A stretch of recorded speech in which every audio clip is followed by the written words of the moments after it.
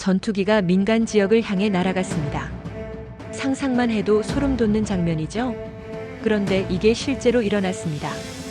태국 공군의 F-16 전투기가 국경 지역을 공습했습니다. 대상은 적국이 아니라 범죄 복합단지였습니다. 도대체 무슨 일이 벌어지고 있는 걸까요? 오늘은 태국군 F-16 공습 이후 국경 범죄지대의 충격적인 실체를 파헤쳐 보겠습니다. 지도에도 없던 범죄 도시가 전면에. 태국과 캄보디아 국경 인근 포이펫이라는 지명 들어보셨나요? 대부분은 처음 들어보실 겁니다. 이곳은 여행자보다 범죄 네트워크에 더 익숙한 곳이었습니다. 카지노와 산업단지로 위장한 범죄 복합지대였죠. 그런데 이번에 이곳이 전 세계 뉴스의 중심으로 떠올랐습니다. 태국 공군의 F-16 전투기가 실제로 날아갔기 때문입니다. 전쟁도 아닌데 전투기가 출격한 겁니다. 포이펫은 수년간 동남아시아 범죄의 중심지였습니다. 온라인 사기, 불법 도박, 인신매매가 한데 모여있는 곳. 많은 한국인을 포함한 외국인들이 이곳으로 유인되어 감금당했다는 증언도 있었습니다. 왜 하필 F-16 전투기였을까? F-16은 단순한 전투기가 아닙니다. 이건 이제 협상 단계는 끝났다는 정치적 신호에 가깝습니다. 경찰 작전이나 특수부대 투입이 아니라 공군을 동원했다는 건 이 문제가 치안이 아닌 안보 단계로 넘어갔다는 뜻입니다. 마치 화재 진압의 소방차 대신 헬기를 띄운 상황과 같습니다. 문제가 그만큼 심각하다는 거죠. F-16은 원래 적국의 군사시설을 타격하는 용도입니다. 그런데 이걸 자국 인근 범죄 조직에 사용했다는 건 태국 정부가 얼마나 절박했는지를 보여줍니다. 태국 정부는 수년간 이 지역 범죄 조직과 싸워왔습니다. 하지만 지상 작전만으로는 한계가 있었습니다. 경찰이 들어가면 범죄자들은 국경을 넘어 도망가고 다시 돌아와서 영업을 재개하는 패턴이 반복됐습니다. 범죄 복합단지의 충격적 실체. 이 지역은 단순한 범죄 소굴이 아니었습니다. 온라인 사기, 불법 도박, 인신매매가 한데 얽힌 거대한 구조였습니다. 겉으로는 호텔이나 리조트처럼 보이지만 내부는 완전히 다릅니다.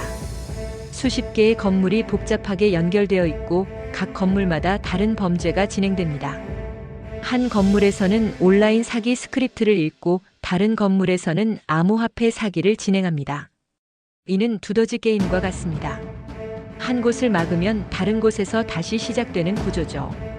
특히 이곳으로 유인된 사람들은 여권을 빼앗기고 강제로 일을 해야 했습니다. 탈출을 시도하면 폭행당하거나 더 깊은 곳으로 팔려가는 일도 있었습니다. 그래서 지상 단속은 늘 한계가 있었고 하늘에서 먼저 내려다본 겁니다. 공습은 끝이 아니라 시작. 공습만으로 범죄가 사라지지는 않습니다. 중요한 건 그 다음입니다. 태국군이 지상군 대규모 진입을 언급한 이유는 공습으로 길을 열고 땅에서 정리하겠다는 계산입니다. 이는 정밀 수술 후 장기 치료에 들어가는 단계와 비슷합니다. F-16 공습은 범죄 조직의 통신망과 지휘 체계를 무력화시키는 게 목적이었습니다. 실제로 공습 직후 태국 지상군이 진입했고 수백 명의 용의자를 체포했다는 보도가 나왔습니다. 하지만 전문가들은 이게 시작일 뿐이라고 말합니다. 국경이라는 회색지대의 위험성. 국경 지역은 늘 법의 농도가 였습니다. 태국 경찰인지 캄보디아 경찰인지 애매한 지역. 어느 쪽 경찰도 완전히 책임지지 않는 공간입니다. 이 틈을 범죄 조직은 사업 기회처럼 활용해 왔습니다. 여기는 태국 땅 아니니까 태국 경찰이 못 잡아. 여기는 캄보디아 땅 아니니까 캄보디아 경찰도 못 와. 이런 식으로 법의 사각지대를 악용한 겁니다.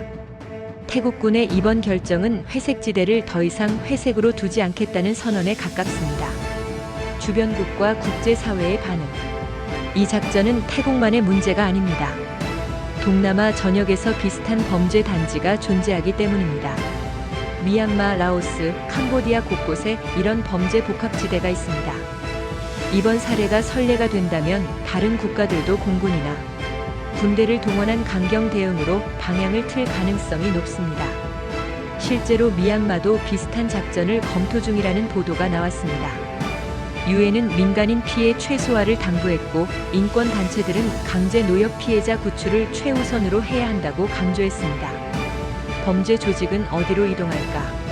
여기서 가장 큰 문제가 나옵니다. 바로 풍선 효과입니다. 한쪽을 누르면 다른 쪽이 부풀어 오르는 현상이죠. 포위펫이 정리되면 범죄 조직은 더 외진 지역이나 온라인 심층으로 이동할 수 있습니다. 이미 일부 범죄 조직은 미얀마 북부나 라오스 외곽 지역으로 이동했다는 정보가 있습니다. 그래서 이번 작전의 성패는 얼마나 오래 유지되느냐에 달려 있습니다. 전문가들은 최소 1년 이상 지속적인 감시와 단속이 필요하다고 말합니다. 이 사건이 남길 메시지. F-16 한 대가 떨어뜨린 건 폭탄만이 아닙니다. 이제는 국가가 직접 나선다는 명확한 경고입니다. 범죄 조직에게는 공포가, 피해자들에게는 희망이 될 수 있는 신호죠. 이번 작전이 단발성 이벤트로 끝날지 범죄 지도를 다시 그리는 출발점이 될지는 앞으로의 지상군 움직임이 말해줄 것입니다. 태국 정부는 이미 장기전을 예고했습니다. 한국에서도 이 사건을 주목해야 합니다. 우리 국민들도 이런 범죄 지역으로 유인되는 사례가 계속 발생하고 있기 때문입니다. 해외 고수익 일자리 제안을 받으면 반드시 의심하고 정부 기관에 확인해야 합니다. 이 영상이 도움이 되셨다면 구독과 좋아요 부탁드립니다. 댓글로 여러분의 생각도 들려주세요.